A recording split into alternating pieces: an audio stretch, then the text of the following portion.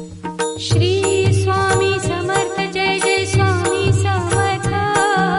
श्री स्वामी समर्थ जय जय स्वामी। नमस्कार, श्री स्वामी समर्थ। पूजा beauty parlour आणि पूजा makeover ब्लॉग्समध्ये तुम्हा सगळ्यांचं पुन्हा एकदा स्वागत आहे। तर आम्ही माहेरी आलो आहे हे तुम्हाला माहितीच आहे। आमच्या इगतपुरीचं हाल बघा, हे आमचा 3 लकडीचा पूल आहे आणि त्या पुलाचं बांधकाम हे नोटीसही आली, ब्रिटिशांपासूनचा तो जुना ब्रिज आहे आणि त्याची नोटीसही आली की तुम्ही त्याचं काम करा। पण इगतपुरीचे काही प्रशासक त्याच्याकडे लक्ष देत नाही, त्याच्यामुळे ते तसंच खोळंबले काम। सो आपल्याला त्या विषयाकडे जायचं नाही आहे। आम्ही आता जोगेश्वरी म्हणजे आमच्या इगतपुरीतल्या जोगेश्वरी एरियामध्ये माझी काकू राहते, तिथे आम्ही चाललो आहे। आणि हा बघा आमचा इगतपुरीचा पाऊस आणि इथलं वातावरण किती छान आहे। तर आम्ही फायनली पोचलो होतो माझ्या बहिणीच्या घरी, म्हणजे माझ्या काकूच्या घरी। तर तिला आधी एक मुलगी आहे छोटीशी मस्त, आणि आता तिला एक छानसा मुलगा झाला आहे। माझी बहीण, मी आणि माझी आत्या, ही आमच्या घरातली सगळ्यात मोठी आत्या। पांडुरंग भक्त आहे, ती माळकरी आहे। आजही या वयात ती आळंदी आणि पंढरपूरची यात्रा करते। आजही पायवारी ती चुकवत नाही। आता ह्या वर्षी तिच्या घरात थोडं एक दुःखद घटना झाल्यामुळे ती यावर्षी गेली नाही आहे। तर ती आजही आम्हा सगळ्या बाच्यांना आणि तिच्या भाऊभाऊजांना भेटायला येते। आणि छानसं बाळ मी घेतलं आहे, नंतर माझी बहीण त्याला खेळवत होते। आणि तिची बहिणीची मुलगी पण इतकी गोड आहे आणि इतकी गप्पा मारते की विचारूच नका।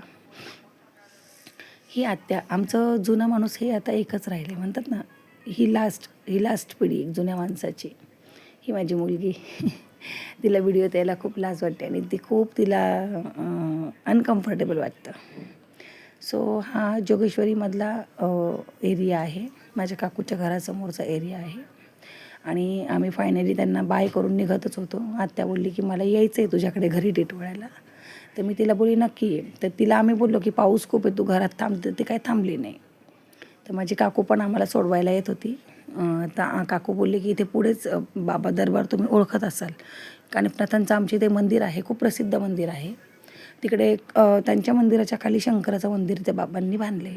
तर सोमवार असल्यामुळे आम्ही दर्शनाला गेलो आणि माझं नशीब किती छान की मला आज कानिफनाथांच्या मंदिराच्या तिथलं म्हणजे त्यांचंही दर्शन झालं आणि सोमवारही तिथं माझ्या पहिल्या सोमवारची पूजा झाली। तर मी माझी बहीण आम्ही मंदिरात दर्शन घेऊन शंकराची पूजा वगैरे केली।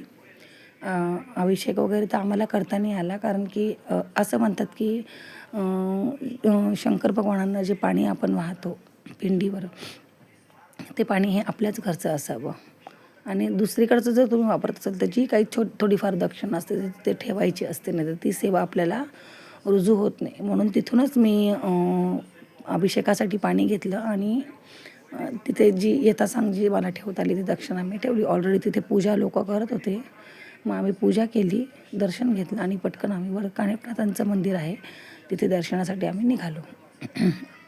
तर हा परिसर दाखवते तुम्हाला किती मोठं मंदिर आहे। तर कानिफनाथांची मूर्ती तुम्ही बघाल तर इतकी सुंदर आहे की त्याच्यावरून तुमची नजर हटणार नाही, इतकी सुंदर कानिफनाथांची मूर्ती। आणि हे जे श्वान बसले म्हणजे जे कुत्रं बसलं हे नेहमी यांच्या दारात बसलेलं असतं, बाबा त्यांना हाकलत नाही।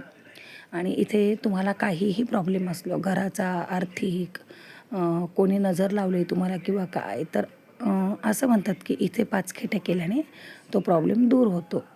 आणि हे लहानपणी माझ्या आईने केलं आहे। आम्ही जेव्हा खूप लहान होतो त्यावेळेला माझ्या आईने इथे, आमच्या घरात खूप प्रॉब्लेम असायचे, नक्कीच एखाद्या व्लॉगमध्ये मी सांगेन तुम्हाला। ते त्यावेळेला त्यांनी त्या खेट्या केल्या आहेत आणि हा व्हिडिओ मुलीने काढला असल्यामुळे असं थोडा वाकडा तिकडा आला आहे। क्लिअर व्हिडिओ मी त्याच्यात दाखवला आहे पुढे। तर या खेट्या तुम्ही इथे करायच्या, खूप लोक लांबून येतात, मुंबईवरून येतात, पुण्यावरून येतात, बरेच लोक येतात आणि इथे अमावस्या, पौर्णिमा आणि रविवारी खूप गर्दी असते।